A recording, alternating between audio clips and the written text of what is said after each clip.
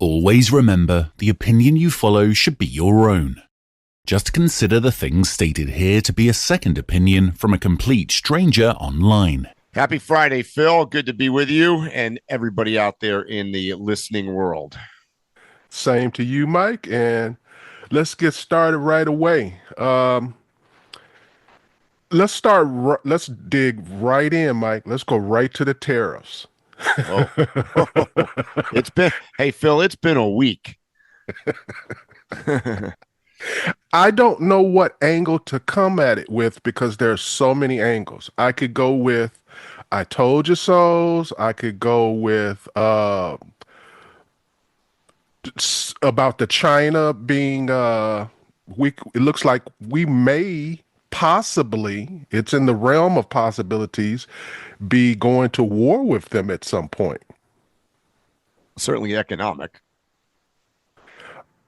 Well, what would you do if you're an opposing country and pretty much that country's whole debt is to you and they decide not to pay? Would you go to war? I mean, I'll be honest with you. The China thing is super interesting because this week you saw the tariffs come in, go out, go back and forth. I mean, you could sit here, you could be in front of your computer getting whiplash. But I think at the end of the day, what you're seeing is, in my opinion, what should have happened in the beginning is that it's really targeted and directed at China because that's the only real meat and potatoes, if you will, of what the plan is focused at. And you can already see some movement from various companies, Apple being one of them that announced, they're looking to move some of their production from China to, Vietnam or to India or wherever else. $500 million. There's some pressure on that, right? Mm-hmm. But more importantly, and by the way, that's what I think should have happened in the first place, because I think what we've now created is a stock market disaster going on back and forth. I don't know. I haven't looked in the last hour or so, but I know it was back down today again after it was record setting yesterday, up like 3,000 points. It's all over the place. You're getting whiplash every which direction because by and large, none of this is good for consumer confidence, right? Like this is scaring the living shit out of your average person who, by the way, doesn't really know anything about the stock market. Let's be fair right now. Most Americans don't understand how the stock market works. They don't understand the connectivity between the strength of the dollar, the stock market, international trade, tariffs. Nobody understands any of it really.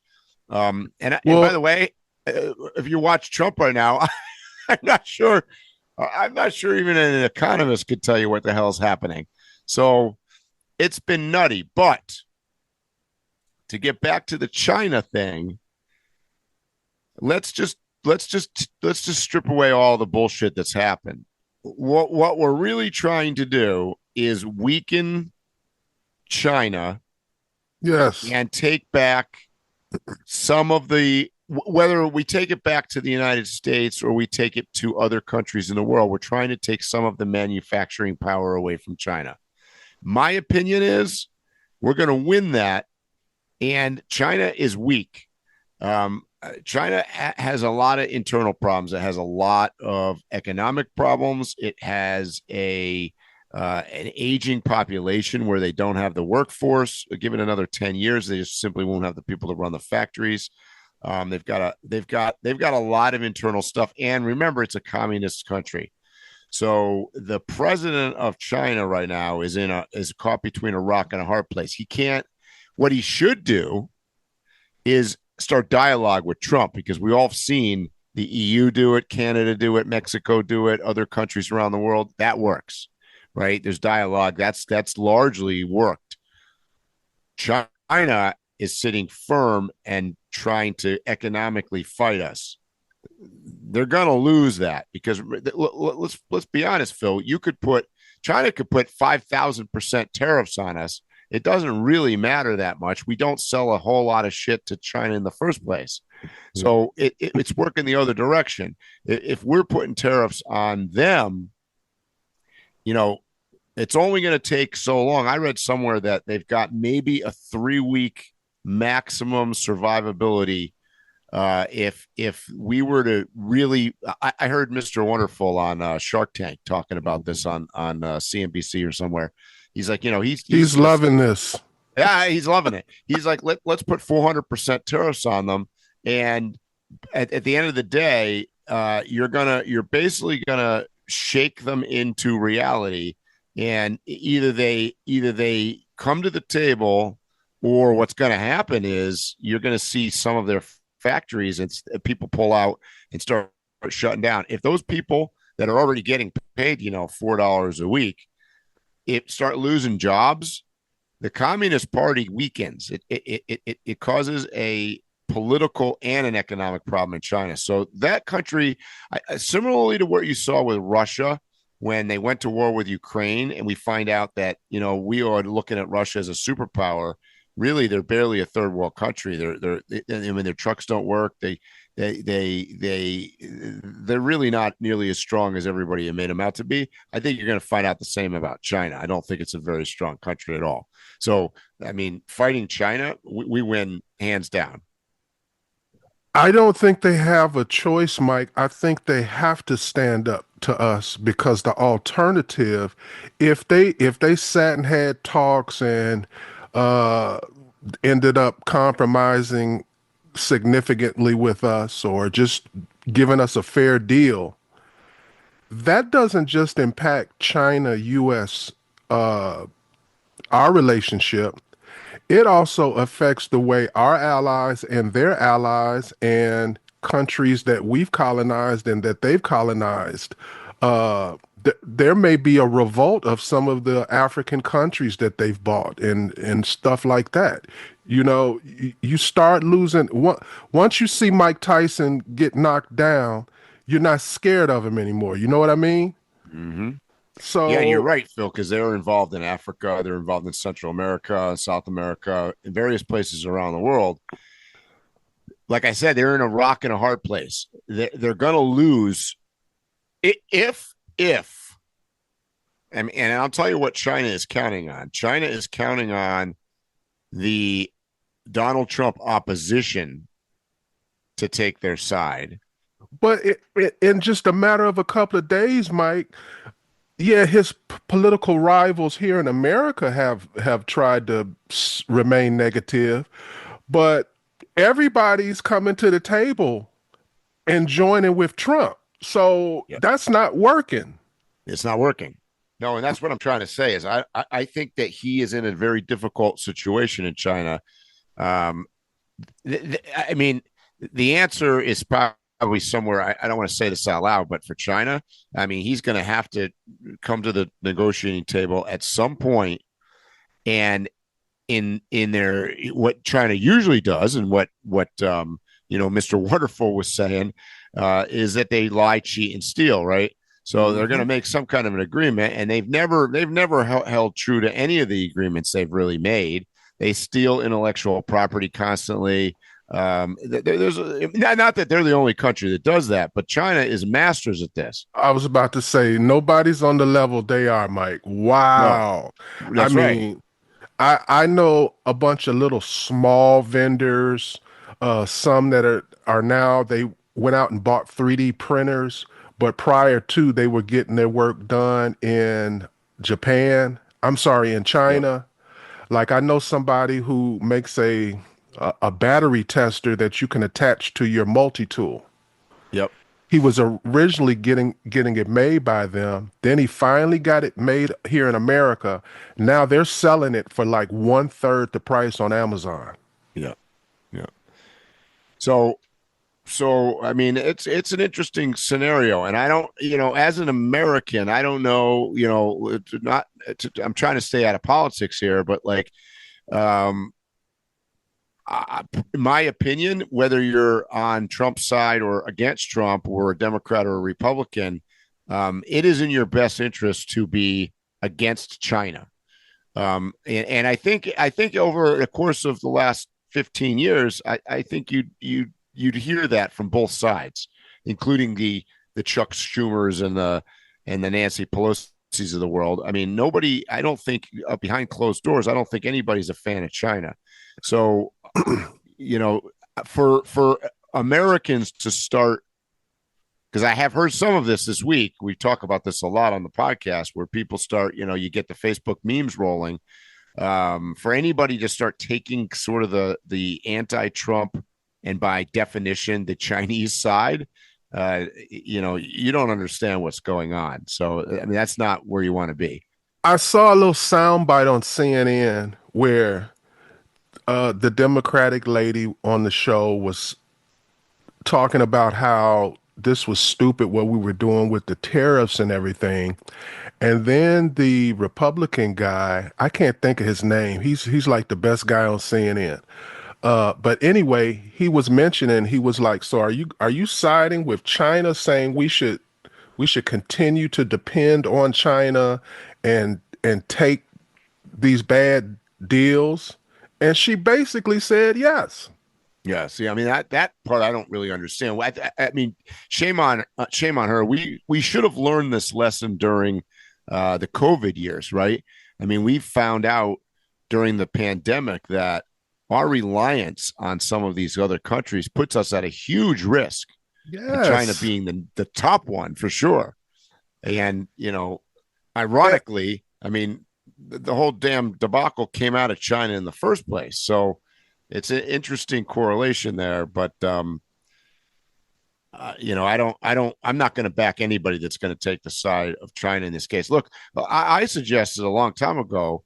I mean, we talk about, and you and I have talked about this on the podcast, the national debt and all that, which is, for most people that understand real math, it's kind of irrelevant, right? Who gives a shit? I mean, it's made up. I love people that are obsessed, super obsessed with that. And it really is not, if you understand the economics of it, other than the borrowing of it, which, by the way, largely we're borrowing from China to buy Chinese shit. I mean, this is the problem. Right. This is what's happening, right?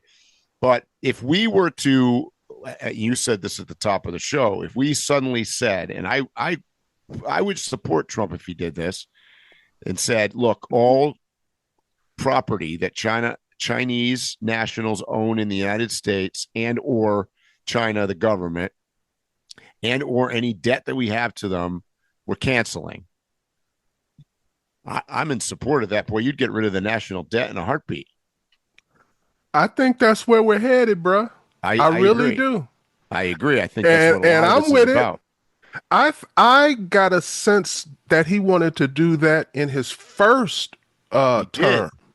He did, and we were actually, for the first time in probably 25 years, we were on the road towards more independence and more production going on in the United States, and less dependent upon some of these, I'll call them bad players. That's kind of what they are.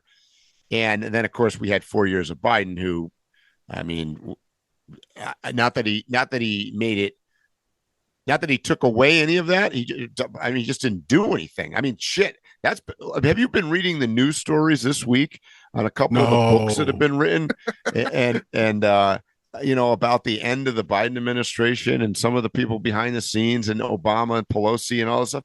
I mean, I am so shocked at what's in the books that I'm more shocked that there wasn't all kind of litigation by different people trying to stop these books from coming out, because this reminds me of something like that I would have seen on HBO as a parody comedy, like with about Washington D.C. Not actually happened.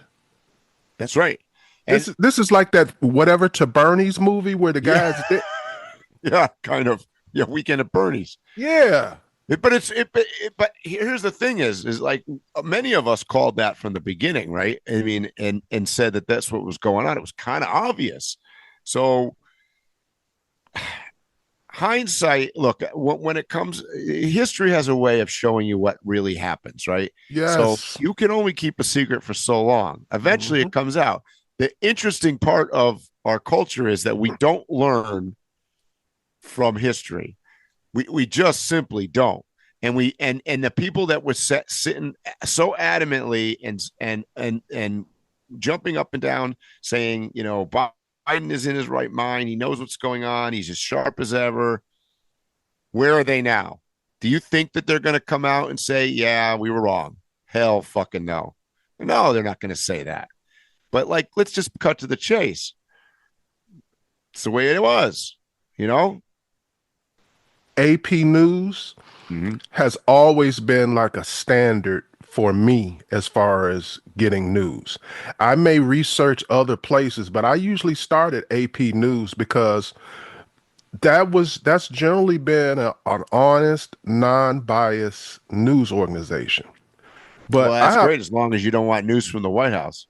But I have a question about that. Yeah, they got kicked out the White House. Yeah, and they're back and everything. So it does show that they are going against the grain. But have you not noticed, I'd say in the last 2 months, Mike, that they're sticking to the facts still, but their wording has changed. They seem to be liberally sentimental in their writing. The media is a challenging thing, and we've talked about this as well in the past. It's always been this way. This is not anything new. I get it, but is AP News still a non-biased news source that we can depend on? I don't think so. I mean, in my opinion, I think that all news sources have to be taken with a grain of salt. It's I'll give you an example. You can't really believe anything that you hear if you listen to only one source. I mean, this is just true. So yesterday I hear this, there was a lot of discussion about Rachel Maddow did an expose kind of on what's the economic guy that Trump's got working for me, the crazy, he's not in an official role, right? He's the advisor, Peter Navarro. Mm-hmm. And she did a thing on him where she had this whole story about how Peter Navarro had written these books and was using this fantasy guy as a quote, which was basically his name spelled in a different way. It's an anagram of it or whatever. And she made it sound like that's what he was quoting today. Now, when I did some research on that, even if you go to Snopes, it debunks that whole story, but that's a very popular story going around on the left right now, that Donald Trump is being run by Peter Navarro and this fantasy economic guy who doesn't exist. And although some of that was true, this is not in 2025. So they're leading you to believe that that's what's happening today. So you can't, and we're talking about Rachel Maddow. She's like one of, I get it, she's biased, but she's one of the top people on television. So you got to take, you got to listen to her, and then you got to go and listen to O'Reilly on X, and then you got to go listen to, a guy on Fox, and then you got to listen to, I'll be honest with you, I get most of my news from the BBC. Because I try to get it non-American based. I look at Al Jazeera as well. I try to get it non-American based.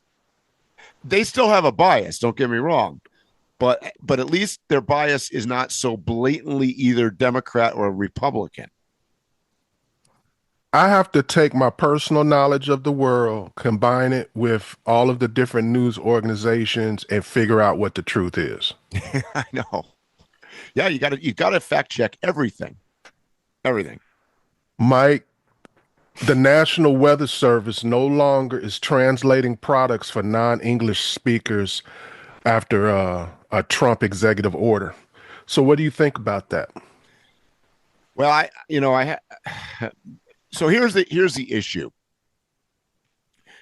By the way, this all stems from Trump making English the official language of the United States. Now, in my opinion, that should have happened a long time ago.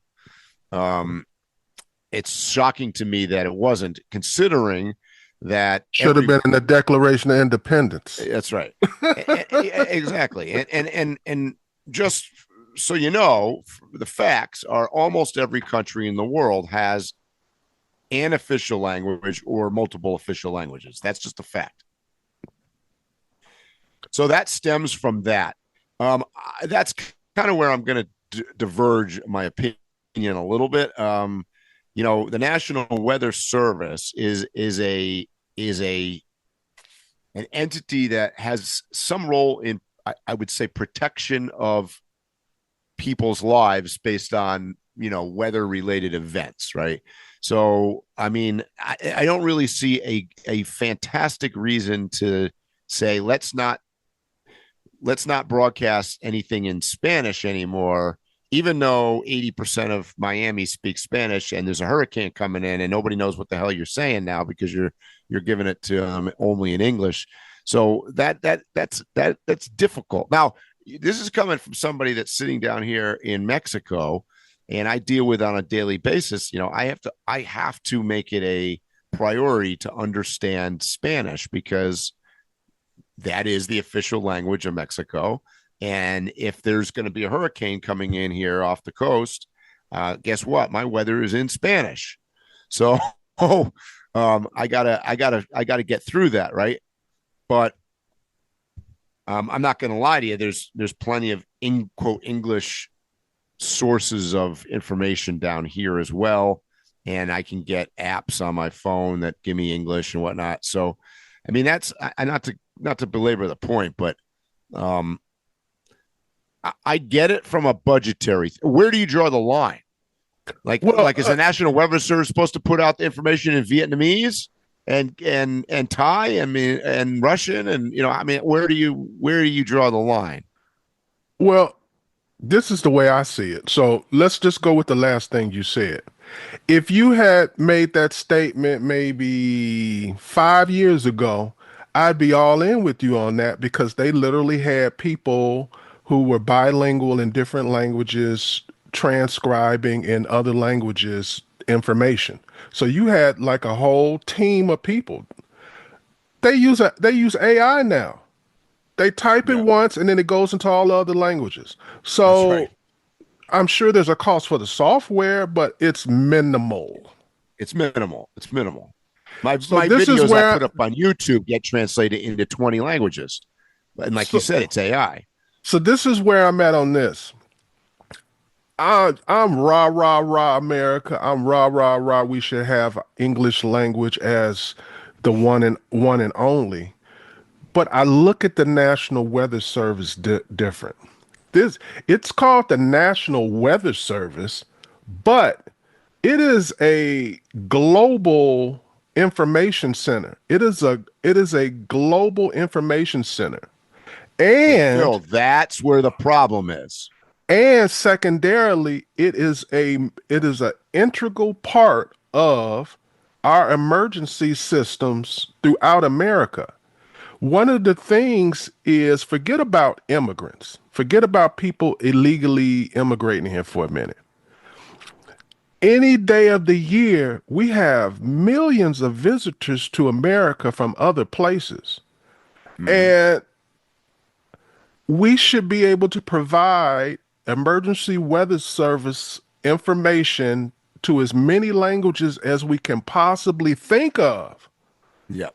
It's just a safety thing. It don't have nothing to do with nationalism and none of that type stuff. And that's the part I agree with you on. But let me touch on another point. So the National Weather Service, I think, was created for the benefit of the United States. What I can tell you from spending a lot of my life outside of the United States, particularly in the Caribbean and in Mexico and Central American areas, they all use the National Weather Service. So, you know, when I was in St. Bart's, as an example, that's the reporting. That's how they monitor hurricanes and storms and whatnot. It's always with the National Weather Service. So it is an international organization. And I think this is where some of the problem has been created, where it's America, once again, is paying for a service that is being used by everybody. And I think that's the rub, right? That's what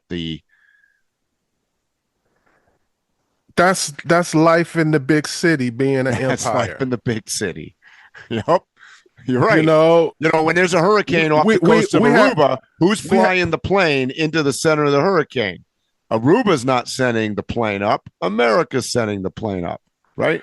I agree, but I want to be able to fly there safely. Exactly. Exactly. And I agree with you. Nowadays, with language translation, I mean, really everything should be available in every language. There's really almost no excuse for it. If I want to put a statement out, I mean, I can just send a paragraph into AI and I could translate into 150 languages in less than 30 seconds. And admittedly, and I can tell you this from a lot of experience down here in Mexico. Some programs are better than others. Google Translate, as an example, I have come to find out is not very good. When I say not very good, and I mean pretty poor. If you really want to convey any kind of elaborate or difficult thought, I can tell you, because I use it here, unfortunately, back and forth for the Spanish that I do not know. And I would say 80% of the time, the Google Translate is wrong, meaning that it will give. That much? I mean, yeah, it's very high, Phil. And when I say wrong, I mean that it has some element. Let's say it's 3 sentences. Let's say it's this afternoon, I'm going to go to the grocery store. I'm going to stop and pick up my laundry, and I'm going to come back to my house, and we're going to eat dinner at 6. If I put that into translate into in Google and it translates into Spanish, I guess it's a good indicator that my Spanish is getting better, because I can usually read it and go, it's kind of at the 10-yard line. It's not getting it all the way done, because it'll say something like, I'm heading out to go to get groceries, and meanwhile, I'm getting my laundry, and we plan to be enthusiastic about having dinner at 6. I mean, I mean, really. So you and I would both understand kind of what it's saying, but it definitely isn't right. Right. And I would say 80% of the time it has some kind of challenge like that. And I don't know. I'm not familiar with. I mean, that's the one we use on our phone most of the time. So I'm not really familiar with all of them. I mean, I'm going to assume, based on that, since Google is owned or owns YouTube, I'm going to assume that when YouTube translates my videos into other languages, that it's not doing a fantastic job either, because I imagine they're using the same program. Mike, I want to read a quote to you by the Honorable Dr. Ian Malcolm. Okay. He wrote, "So busy with the fact that you can, that you never thought to stop and think about if you should." And that doctor is a character in the movie Jurassic Park. Where I'm headed with this is, you already know, it's been the biggest news everywhere. Scientists have genetically engineered wolves with white hair and muscular jaws, like the extinct dire wolf made famous by HBO's Game of Thrones. The 3 pups are Remus, Romulus, and Khaleesi. They were genetically engineered by a company named Colossal. And I'll just stop for there. What are your thoughts so far? Well, to continue on talking about the media and the slant and the fact checking. So I did some fact checking on this. The company's out of Texas. They basically took a gray wolf, a genetic code from a gray wolf, which they claim is 99.5% or something similar or the same as a dire wolf. And then they made edits on the genome of, I don't know how many edits. I think they said 20 or somewhere 15. around 15. Yeah. And they've produced 3 we'll call them genetically cloned dire wolves. Now, like in reality, I don't think that that's actually a true statement. I think they are modified gray wolves. Let's just be honest with what we're saying here. But it obviously brings up a lot of discussion because we're getting better at it. Mm-hmm. Okay. So the first shot here is that we made a modified gray wolf that looks like a dire wolf. I'm assuming it's white. Well, I mean, I saw the puppies. Oh, they're definitely white. They're beautiful. Yeah, they're beautiful. Now, whether they're going to be, my understanding is that a gray wolf or a dire wolf is about 35 or 40% larger than a gray wolf. They're huge. Yes. So whether these end up being that big, I don't know. I mean, So- we'll find out. So theoretically, these things are going to be the size of or larger than a mountain lion. That's right. They're big, real big. Mm-hmm. So let's see if that happens. But we're getting better at this stuff. So now they were able to modify, like you said, 15 pieces of code information. Maybe a couple of years from now, they'll figure out that, well, we really needed to modify 40 code things or whatever, or we did this wrong, whatever. So is it a good thing? Yeah. I mean, to go back to what you said, because we can doesn't mean that we should. Because this same company, by the way, is talking about doing the woolly mammoth and what was the other one? There was another one. The dodo bird. Yeah, dodo bird. I've heard tossed around, and maybe the saber-toothed tiger. No, that's the Tasmanians are doing that. It's That's a separate. A separate company, but these guys were definitely talking about woolly mammoth. So basically, what they're going to do is genetically modify an elephant that has fur. I mean, I'm just telling you what's going to happen. Whether or not, I agree. do I think it's a good idea? I don't know. I don't know.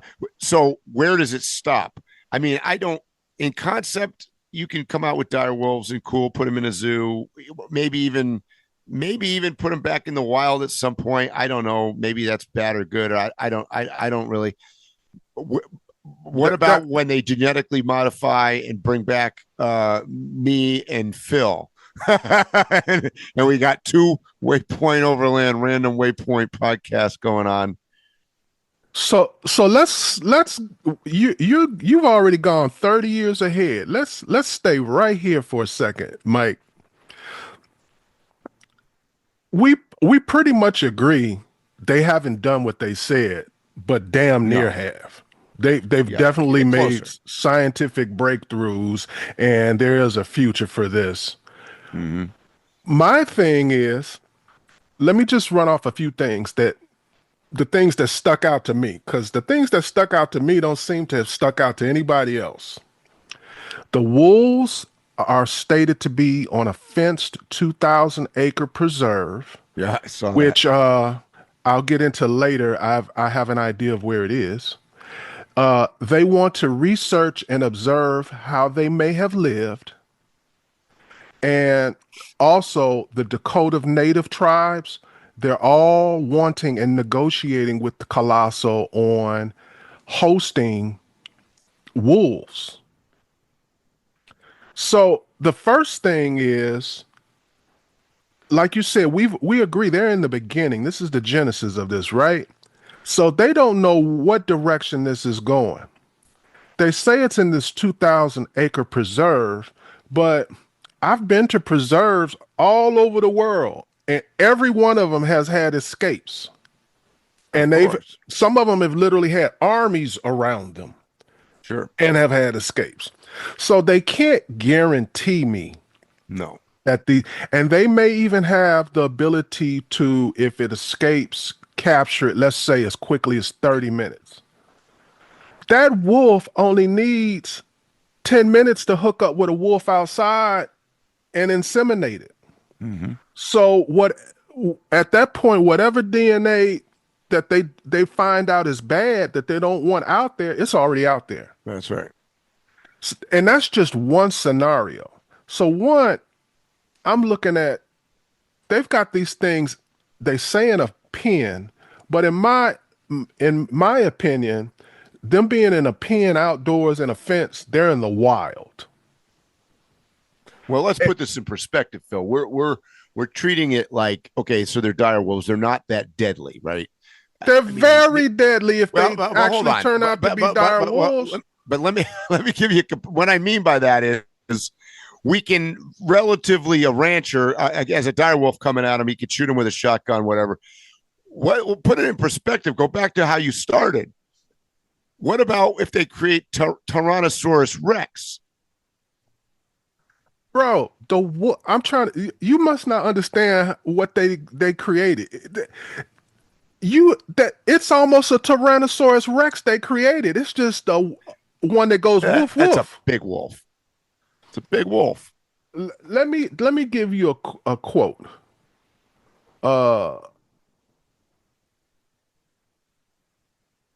I can't find it, but they were basically saying that it is so it would immediately become the apex predator in the world if it gets out into the from a predator standpoint, yes, definitely. Yeah, agreed. Which would impact, everything below it. Everything. Right? I mean, that's how it works for sure. Exactly.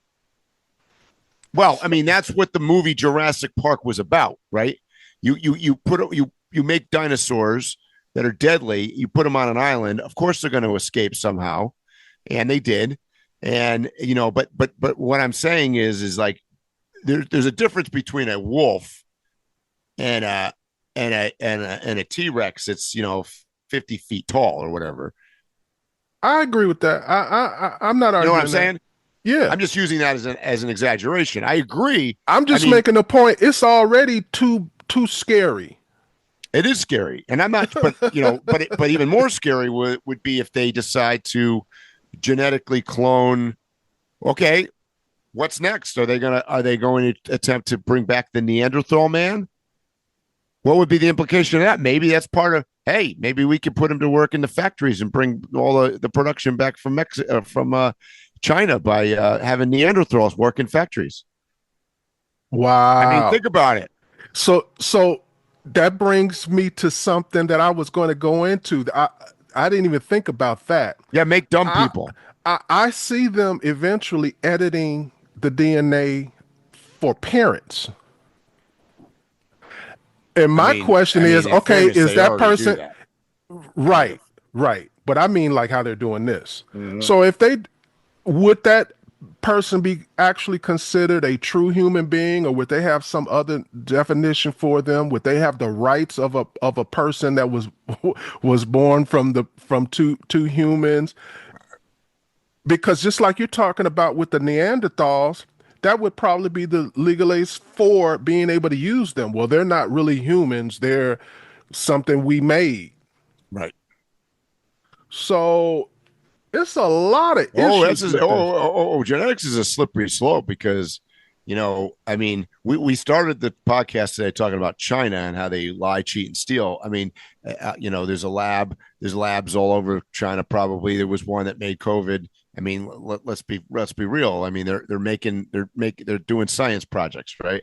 So, I mean, there's somewhere in the world right now somebody's trying to create a dumb human or a factory worker human that could be beat on, not paid, whatever. I mean, come on, can you imagine this? Every time I hear about in Africa some third world country where they some large portion got burnt up, or a large group of people died, or some person had the first of some viruses or something like that, I immediately think that there's some research company there doing exactly what we're talking about right now. I think that when we see something like dire wolves on actual TV and YouTube and everything, there's something 3 steps beyond that by some other research company that's doing it illegally. Yeah. Because they have to follow a handful of rules. Agreed. And a lot of times that's the big deal. It's like, we want to try this, we want to try that. And it's too many people in medicine who have God syndrome that that's their first thought, is they want to try it on a human. Mm-hmm. Yeah. So, because that's where it's all going.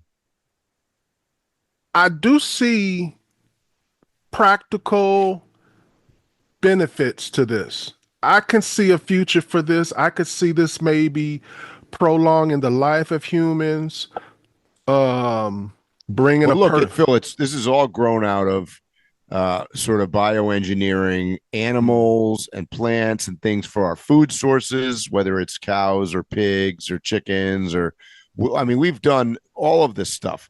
You know, you've got, I mean, watermelons that don't have seeds, and you've got, you know, I mean, you name it, whether it's a plant, a fruit, or a animal, we've been able to modify them to a large extent.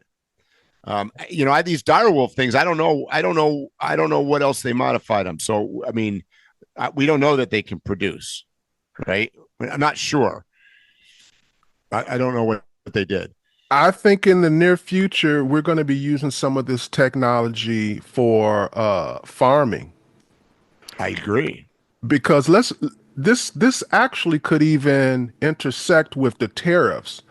It seems like we're bringing everything home. We may be actually in a situation where certain foods, we will not have access to them because of the tariffs. I'm thinking seafood. Right. We cannot fish enough fish in our water boundaries. No. It would require us to do two things. It would require our fishermen to go outside those water boundaries into international waters to increase the variety of what we're eating and to just get more seafood in general. And we would have to start relying on more and more seafood pens. We would have to have them in not only our boundaries but in international waters. There are certain fish, they're not going to live too long unless you keep them in their native waters. I could see this technology in some way where they could modify the DNA of where maybe a fish that could only survive in Norway or in the Antarctic or something can live in tropical waters, but has twice the meat or something like that. Yeah. Yep. So there could be good and positive for this, but it's a slippery slope. I agree. Do you think they will actually do what they claimed within the next 5 years? Actually like create an extinct animal, like what they're I claiming. don't know. I mean, I'm going to pay attention to this. You notice how the direwolf thing is that, let's talk about marketing here for a second. They've shown you cute little baby dire wolves. They're cute.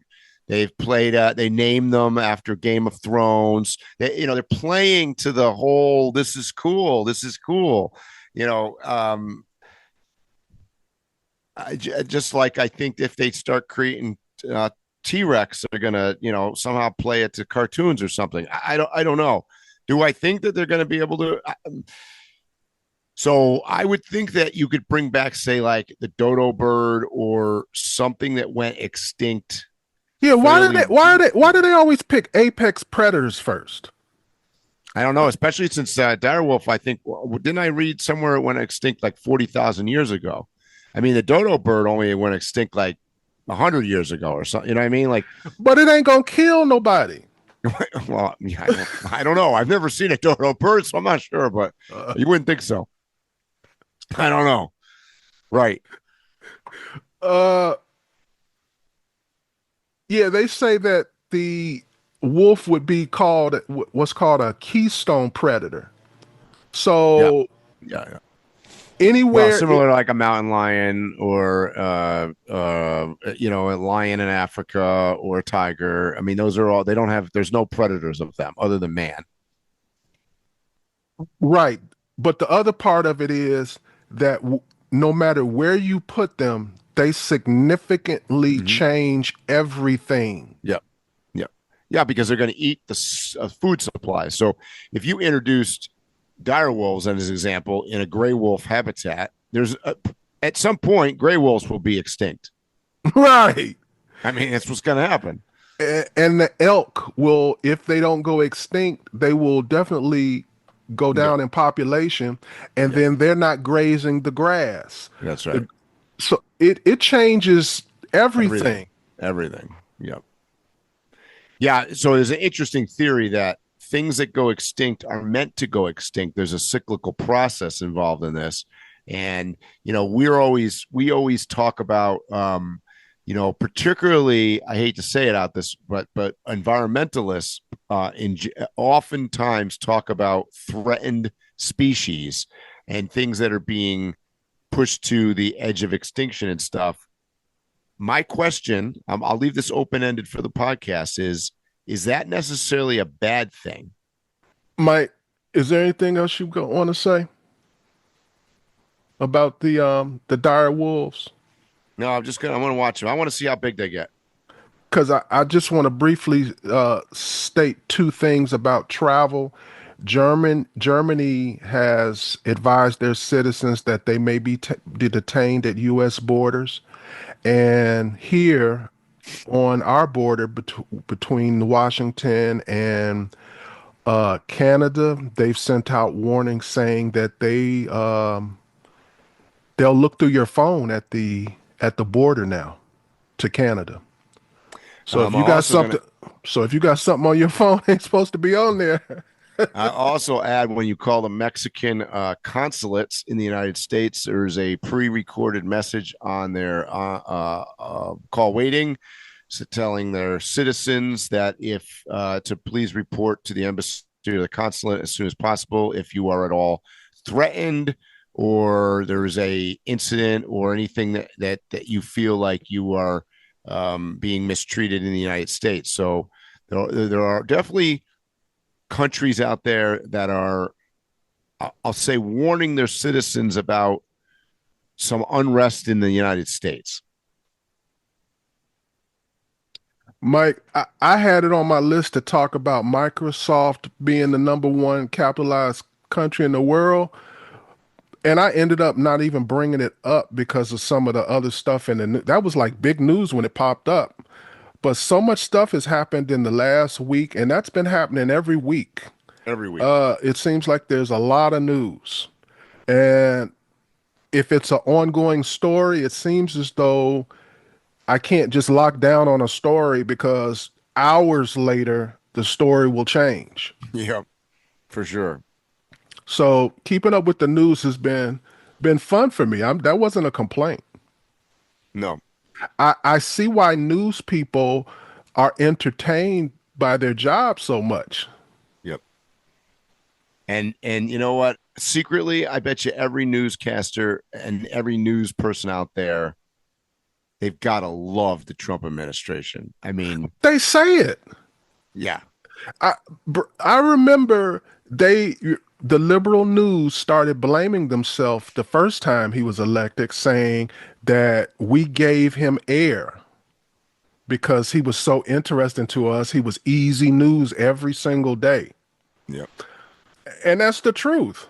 He may not have ever made it to his first presidency without being in the news so much.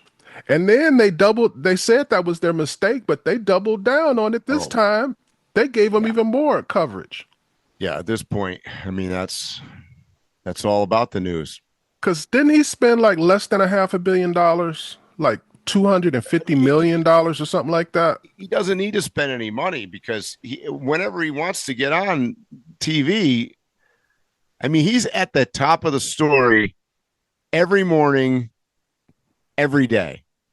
But I'm talking about the last 2 years. Yeah. He's been at the top story. That's how he got elected. All right, Mike, that's our hour. We got to get out of here. Amazing. Anything on your schedule you want to bring up or talk about or anything like that? Not yet. We're in the middle of no, we're not in the middle of April yet. There's a bunch of stuff coming up. We're going to talk about it, but we got some time, so we don't have to do it today. All right, guys, you know what I'm going to say.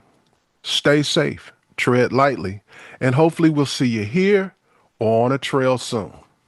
You have been listening to Waypoint Overland's Random Waypoints. Like, subscribe, and stay tuned for more.